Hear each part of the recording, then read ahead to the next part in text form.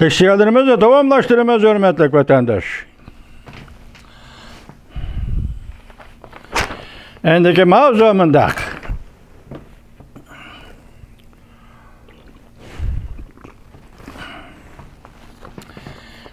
Birinci islağa, evet islan aytaylı. 2021 yıl 8. ayının 24. günü haftaga seyşembe.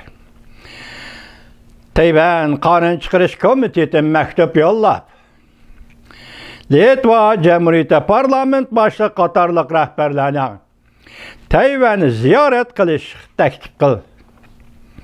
Mavzuda xabar 8. ayının 23. günü Amerika ovozining Xitoy tili programmasi e'lon qilindi. Xabar bunday boshlandi.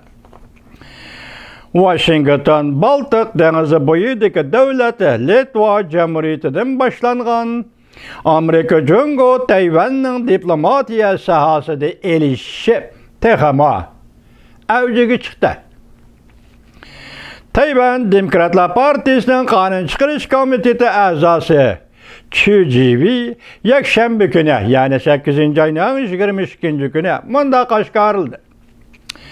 Litva Jamhuriyati parlament boshlig'i Viktoriya Seylit Neilson Tayvan do'stlik guruhining boshlig'i Matas Maldekis xat avatib yuqumliq virus vaziyati pasaygandan keyin Tayvan ularning Tayvanni ziyorat qilishiga taklif qildi.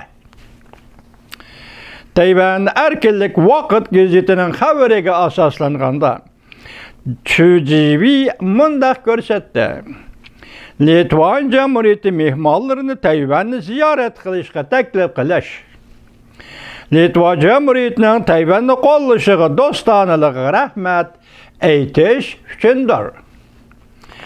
Chu Jiwi navbatda Tayvan qonun chiqarish komitetida komitet boshliqlik vazifasini va Baltiq bo'yidagi 3 davlat parlament a'zolari do'stlik jamiyatining jamiyat boshliqlik vazifasini o'tab kelmoqda.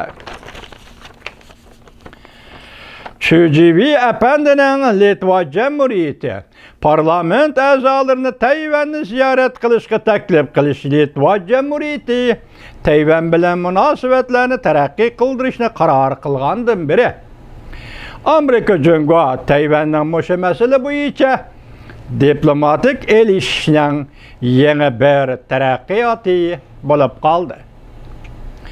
Tayvan tashqi ishlar ministri Wu Zhaoxi 7. ayning 20. kuni mundaq e'lon qilgan edi.